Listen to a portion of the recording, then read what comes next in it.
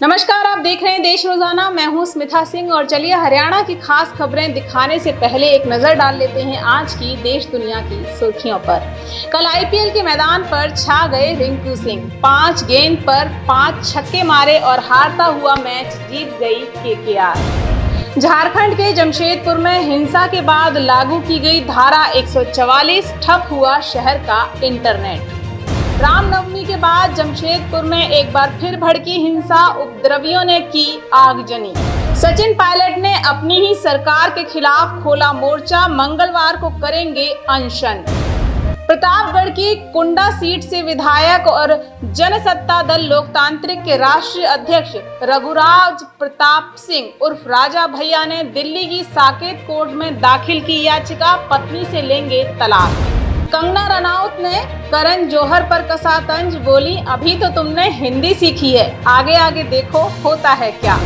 दिल्ली सरकार के मंत्री सौरभ भारद्वाज ने रविवार को कहा कि दिल्ली नगर निगम में महापौर पद के लिए 26 अप्रैल को होगा चुनाव।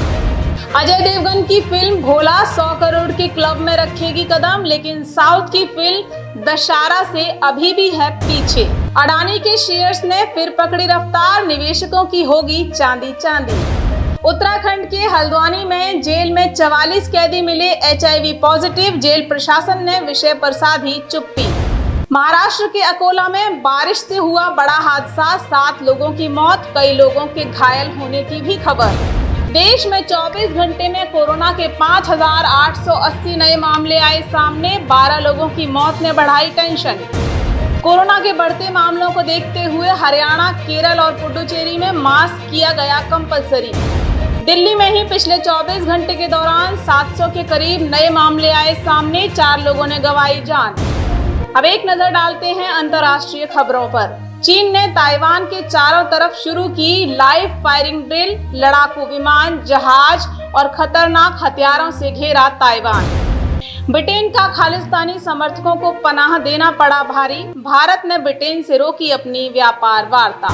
इमरान खान ने कहा मेरी सरकार गिरा दी, मैं रूस से खरीदना चाहता था सस्ता तेल। अमेरिका में बिगड़ेगा तेल का गणित, भारत और रूस के मजबूत संबंधों से बढ़ेंगी अमेरिका की मुश्किलें। ईरान लाया हिजाब से जुड़ा नया नियम, अब स्मार्ट कैमरे से रखी जाएगी ईरानी महिलाओं पर नजर। और चलिए अब बढ़ते हैं हरियाणा की खबरों की तरफ और विस्तार से करते हैं हरियाणा की खबरों की बात, जिनमें पहली बड़ी खबर है हरियाणा के सोनीपत से, जहां एक मस्जिद में हथियारबंद लोगों ने रमजान के दौरान नमाज अदा कर रहे लोगों पर हमला किया। मस्जिद में तोड़फोड़ भी की गई। पुलिस ने 18 नामजद समेत 19 लोगों पर मामला दर्ज कर जांच शुरू कर दी है। देखिए ये रिपोर्ट। स्क्रीन पर जो तस्वीरें आप देख रहे हैं ये सोनीपत के सांदल कला गांव की एक मस्जिद की हैं। ये छोटी सी मस्जिद मुस्लिम समुदाय ने गांव में नमाज अदा करने के लिए बनाई है। बताया जा रहा है कि रविवार को यहां पर 15 से 20 हथियारबंद हमलावरों ने नमाज अदा कर रहे नमाजियों पर हमला कर दिया, जिन्होंने बच्चों और महिलाओं को भी नहीं बख्शा। देर रात मस्जिद में भी इन्होंने तोड़फोड़ की। हालांकि अभी तक हमले की वजह सामने नहीं आई है, लेकिन नमाजियों पर हमला करने वाले युवक गांव के ही बताए जा रहे हैं, जिनमें से कुछ युवकों की तस्वीरें भी सामने आई हैं। इन तस्वीरों में हमला करने वाले युवक हाथों में लाठी डंडे लेकर गांव की गलियों में घूमते नजर आ रहे हैं। क्या घटना घटी थी? कैसे जी 9:30 बजे नमाज के लिए सारे मुसलमान भाई नमाज अदा कर रहे थे अपनी, और बाहर से आई है गेम सारी आकर और नमाज पढ़ते वक्त सब पे वार कर दिया। लाठियाँ ले रहे थे और जी ये चक्कू छुरे ले रहे थे और 9-10 आदमी घायल कर दिए जी। बाकियों का वैसी गुमचोट है जी, और 10 आदमी ज़्यादा घायल कर दिए। ऐसे माद फैला दिया कि यहाँ नमाज नहीं अदा करोगे, नमाज नहीं पढ़ोगे। ने पुलिस को जानकारी दी, पूरी रात हमारी पूरी रक्षा की है पुलिस ने। पूरी रात पुलिस आई है, लेडीज़ भी आई है, वैसी भी आई, अपना काम अच्छी तरह से निभा रही है पुलिस। भाई ये कैसे क्या घटना घटी थी? शाम के 9:30 बजे हुए थे सर, और नमाज पढ़े हुए थे, सब सब्जे में गए हुए थे और 30-40 बंदे आए और अपने गंडासियों से और लाठियों से वार कर दिया। कोई पहले का कुछ ऐसा तू तड़ाक या कोई ऐसी बात? कोई ऐसे बोल रहे थे कि यहाँ पे नमाज नहीं पढ़नी है। अच्छा, ये बोल रहे थे। उसके बाद क्या हुआ? उसके बाद ही बस अपने लठ बरसाने चालू कर दिए। बताया जा रहा है कि हमले में कई लोग गंभीर रूप से घायल हुए हैं। घायल लोगों को इलाज के लिए सोनीपत सिविल अस्पताल में भर्ती कराया गया है। इस वारदात के बाद से ही सांदलकला गांव में तनाव का माहौल है, जिसके मद्देनजर गांव में पुलिस की तैनाती की गई है और सोनीपत बड़ी इंडस्ट्रियल एरिया थाना पुलिस ने मामला दर्ज कर जांच शुरू कर दी है। उन्होंने मस्जिद के अंदर जैसे जो भी नमाज पढ़ रहे थे उनको बच्चों तक मार पिटाई करी है और अनप्रोवोक्ड था। कोई ज़रूरी नहीं थी, कोई ऐसा मनमुटाव भी नहीं था। आज तक इस गाँव में ऐसे कुछ तनाव भी नहीं था। ये 15-20 परिवार है और उसके बावजूद कुछ जो एंटी सोशल एलिमेंट्स है उन्होंने ऐसे किया है। तुरंत ही पुलिस मौके पर आई है, डीसीपी स्तर के अफसर आए हैं, गाँव में भी किया है। 116 लड़कों को राउंड अप कर रखा है, उनसे पूछताछ चल रही है, उनकी गिरफ्तारी करेंगे। जो भी कानूनी कार्रवाई होगी वो सख्त से सख्त ऐसे और जहाँ पे भी होगा इसके बाद ऐसे जो अनप्रोवोक्ड हुलिगनिज्म जो और हरियाणा की टॉप खबरों में इन दिनों टॉप पर है इनेलो। वो भी क्यों ना, परिवर्तन यात्रा जो हो रही है और इस यात्रा के दौरान जो कहा जा रहा है, किया जा रहा है, वो सुर्खियां बन रहा है। तो अब सुर्खियों में है इनेलो सुप्रीमो और हरियाणा के पूर्व मुख्यमंत्री ओम प्रकाश चौटाला जी का ऐलान की पार्टी को गठबंधन से कोई परहेज नहीं है। उनकी विचारधारा वाली पार्टी से वे गठबंधन के लिए हमेशा तैयार हैं। उनका कहना है कि मतभेद हो सकते हैं लेकिन मनभेद नहीं। बता दें कि इनेलो की परिवर्तन यात्रा चरखी दादरी पहुंच चुकी है और आने वाले चुनाव में सत्ता पार्टी के सफाए का जो उद्देश्य है वो परिवर्तन यात्रा लेकर निकली है और इसी उद्देश्य की पूर्ति के लिए यात्रा की जा रही है। अगली खबर है कोरोना के बढ़ते मामलों को लेकर। देश में कोरोना के बढ़ते मामलों ने एक बार फिर से सभी की टेंशन बढ़ा दी है। हरियाणा में भी बढ़ते कोविड केसों को देखते हुए हरियाणा सरकार अलर्ट मोड पर है। प्रदेश में 100 से ज्यादा लोगों की गैदरिंग वाली जगहों पर मास्क कंपलसरी किया गया है। मॉल, सरकारी दफ्तर, बाजार जैसी जगहों पर मास्क लगाना जरूरी कहा गया है। एडवाइजरी भी इसके लिए जारी की गई है। लेकिन देश रोजाना के किए रियलिटी चेक में सरकार की इस मुद्दे पर जो गंभीरता है उसे लेकर जनता कहीं गंभीर दिखाई नहीं दे रही है। देश रोजाना के संवाददाता प्रेम खान ने बल्लभगढ़ के बस अड्डे मार्केट में रियलिटी चेक किया, जहां तस्वीरों में लोगों की बेफिक्री सरकारी आदेशों की धज्जियां उड़ाती नजर आई। हाँ, जो सहमत हैं, सजग हैं, मास्क पहन रहे हैं। देखिए प्रेम खान की ये रिपोर्ट।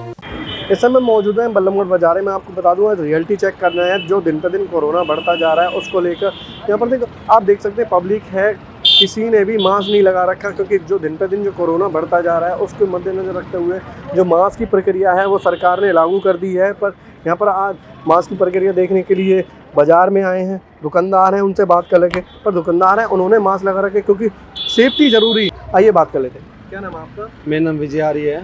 विजय जी, मास्क लगा रखे कितना सही मानते हैं क्योंकि दिन पे दिन जो कोरोना बढ़ता जा रहा है? देखो, कोरोना की बीमारी हम पीछे भी झेल चुके हैं। पिछले सालों में हम इसकी त्रासदी को देख चुके हैं।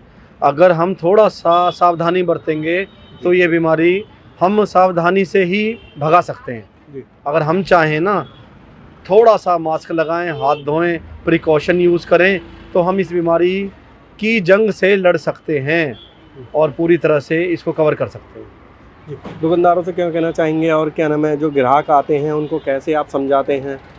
देखो जी, हम दुकानदारों से ये कहेंगे कि सेफ्टी पहले है। कस्टमर अगर मास्क लेके नहीं आता तो आप रखो उनके लिए जी, और उनको दो ताकि एक सही वो जाए कि हम अपनी तरफ से कोरोना की लड़ाई में पूरी तरह से तैयार हैं और पूरा प्रिकॉशन कर रहे हैं। यानी कि जो पहले की तरह ऐसे हालत न बन जाए बिल्कुल, ऐसा आप कहना चाह रहे हैं साहब? नहीं, देखो जी, 75% लोगों को डोज भी लगी हुई है, उसका भी कुछ फ़ायदा होगा। फिर भी हम ये चाहते हैं कि हम इस बीमारी को दोबारा वो पहले वाला रूप ना पनपने दें और अपना प्रिकॉशन रखें। कहीं ना कहीं साहब दुकानदारों का साहब कहना है पहली जैसी हालत ना हो, क्योंकि जो पहले हालत हो गई थी क्योंकि दिन पे दिन जो कोरोना बढ़ता जा रहा है, अपनी ही प्रिकॉशन कहीं ना कहीं हमें करनी पड़ेगी। बल्लभगढ़ से देश रोजाना के लिए प्रेम खान। केंद्र सरकार के आदेश के तहत स्वास्थ्य मंत्रालय की तरफ से सभी गवर्नमेंट प्राइवेट हॉस्पिटल्स को परफॉर्मा भेजा गया है, जिसमें अस्पतालों में कोविड से निपटने के लिए क्या तैयारियां की गई हैं, ये जानकारी ऑनलाइन अपलोड उन्हें करनी होगी। हरियाणा के स्वास्थ्य मंत्री ने भी हरियाणा के सभी अस्पतालों को आदेश जारी किए कि कोरोना वायरस से निपटने के लिए की गई तैयारियों के लिए 10 और 11 अप्रैल को मॉक ड्रिल की जाए।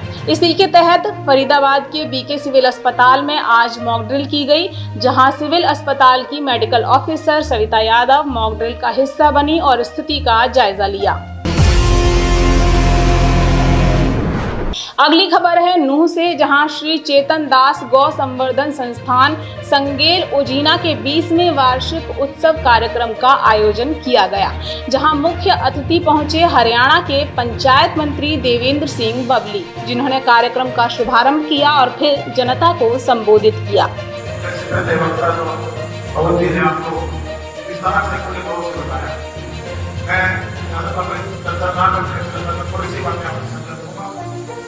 बिल्कुल सही बना जो हमारी जिम्मेदारियां थी, जो एक हमारी संस्कृति थी, जो हमारी परंपराएं थी, कहीं न कहीं वो पिछले 30 दशक के 4 दशक की बात था, धीरे धीरे करके हमें जब 30 साल पहले अपना जब मेरा स्कूलिंग के बाद जब मेरा बचपन से मैं जीवन पढ़ रहा था, हमारी परंपराएं आज के समय में परंपराएं कहीं न कहीं कमजोर हो गई है और हमें हमारे गाँव पारिवारिक होती है, सार्वजनिक जीवन में सामाजिक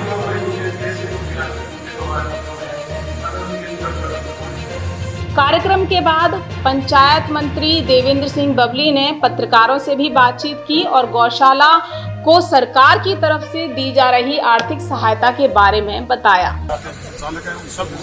बधाई देना चाहूँगा कि अपने पारिवारिक जिम्मेदारी के साथ साथ सामाजिक जिम्मेदारी जो इतनी बड़ी गौशाला का जो प्रबंधन है उसको संभालेगा। यहाँ हमारा करीबन 4000 गौवंश जिसकी देखरेख इस गौशाला में की जाती है और सरकार की तरफ से भी आप देखेंगे कि माननीय मुख्यमंत्री मनोहर जी के द्वारा जो बजट सेशन था, जो 40 करोड़ का बजट सालाना था, उसको बढ़ाकर 350 करोड़ रुपये किया गया है, ताकि हमारे जो सड़कों पर जो गौवंश के जो हमारे गाय घूम रही है उनको हम के अंदर लेके आ सकें। साथ में हमारे पंचायत राज की जमीन उनको भी लेने के लिए अभी स्थिति करने के लिए हमारे मुख्यमंत्री जी ने जो घोषणा करवाई है कि 1000 गाँवों के ऊपर 7.5 एकड़ जमीन को रखरखाव के लिए बनाने के लिए और 15 एकड़ जमीन चारा के लिए और 2 एकड़ जमीन की मेडिकल वहाँ उसके लिए। तो अभी के लिए खास खबरों में इतना ही। फिर मिलेंगे कल आपसे हरियाणा की और देश दुनिया की खबरों के साथ। देखते रहिए देश रोजाना। चैनल सब्सक्राइब नहीं किया है तो सब्सक्राइब करिए, वीडियोस को लाइक और शेयर करते रहिए ताकि आपको समय समय पर देश रोजाना के बनाए तमाम वीडियोस देखने को मिलते रहें। नोटिफिकेशन के लिए बेल आइकन दबाना बिल्कुल मत भूलिए। अभी के लिए नमस्कार। हमारे साथ जुड़े रहने के लिए देखते रहिए देश रोजाना का YouTube चैनल सब्सक्राइब कीजिए। साथ ही देश रोजाना की खबरें सबसे पहले देखने के लिए प्रेस कीजिए बेल आइकन।